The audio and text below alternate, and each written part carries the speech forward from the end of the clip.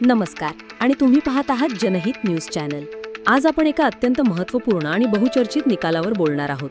धारूर तालुक्यातील पांगरी सेवा सहकारी सोसायटीची निवडणूक नुकतीच संपन्न झाली आणि या निवडणुकीचा निकाल हा अनपेक्षित असा लागला आहे।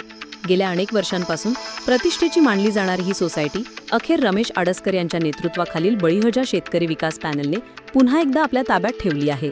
रविवार 27 जुलै रोजी झालेल्या मतदानानंतर आज निकाल जाहीर झाला आणि या निकालाने अनेक राजकीय विश्लेषकांनाही आश्चर्याचा धक्का दिला। ही निवडणूक म्हणजे केवळ एका सोसायटीची निवडणूक नव्हती, तर ती आमदार प्रकाश सोळंके आणि रमेश अडसकर यांच्या गटांमधील थेट लढत होती। राष्ट्रवादी काँग्रेसमधीलच हे दोन गट एकमेकांसमोर उभे ठाकल्याने या निवडणुकीकडे तालुक्याचे लक्ष लागले होते। सोळंके गटाने सोसायटी ताब्यात घेण्यासाठी जोरदार प्रयत्न केले, कार्यकर्त्यांच्या माध्यमातून चांगलीच मोर्चे बांधणी केली होती। मात्र रमेश अडसकर यांच्या मार्गदर्शनाखाली उभ्या राहिलेल्या बळीराजा शेतकरी विकास पॅनलने पांगरी, आवरगाव आणि कोळपिंपरी येथील ग्रामस्थांचा भक्कम पाठिंबा मिळवला। निवडणुकीच्या प्रचार प्रक्रियेदरम्यान आरोप प्रत्यारोपांच्या फैरी झडल्या।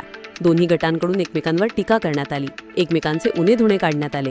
वातावरण चांगलेच तापले होते, परंतु प्रत्यक्ष मतदानात अडसकर यांच्या नेतृत्वाखालील पॅनलने सर्वच्या सर्व 13 जागांवर प्रचंड मोठ्या मताधिकांनी विजय मिळवत पूर्ण बहुमतासह दणदणीत विजय संपादन केला।